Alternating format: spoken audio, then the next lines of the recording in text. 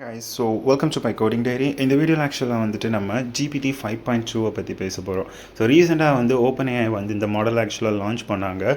Code ரெட்டை அறிவித்த கொஞ்ச நாளில்.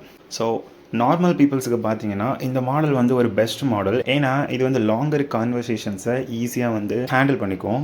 அதே நேரத்தில் மல்டி ஸ்டெப் ரீசனிங்கில் இது வந்து அட்வான்ஸ்டாக இருக்குது. ஸோ சொல்ல போனீங்கன்னா ஒரு காம்ப்ளெக்ஸான ப்ராப்ளத்தை இதுகிட்ட கொடுத்தீங்கன்னா அது வந்து ஸ்டெப் பை ஸ்டெப்பாக திங்க் பண்ணி ப்ராப்பரான ஆன்சரை ப்ரொவைட் பண்ணும். டெவலப்பர்ஸ்க்கு இது வந்து ரொம்பவே ஒரு பெஸ்ட் மாடல். எவ்வளோ பெரிய லார்ஜ் ரெப்போ நீங்கள் இதுகிட்ட கொடுத்தாலும் ஒன் ஷாட்டில் வந்து அதை வந்து ட்ரேஸ் பண்ணி அதில் இருக்கக்கூடிய பக்ஸையும் அதோட ஆர்கிடெக்சரையும் இது வந்து அண்டர்ஸ்டாண்ட் பண்ணிக்கும். ஸோ இது வந்து மல்டி ஸ்டெப் அல்காரிதம்ஸில் வந்து ரொம்ப பெஸ்ட்டாக இருக்குது. ஏன் வந்து ஒரு விஷயம் ஆக்சுவலாக ப்ரோக் ஆச்சு, எதனால் வந்து இந்த ஃபங்க்ஷன் வந்து இந்த இடத்துல இருக்குங்கிறத கிளியராக வந்து உங்களுக்கு எக்ஸ்பிளைன் பண்ணும். ஸோ இதை வந்து மெயினாக எதுக்கு டிசைன் பண்ணியிருக்காங்க அப்படின்னா, நீங்கள் ஒரு ஃபியூச்சர் அதுக்கிட்ட கொடுத்துருவீங்க.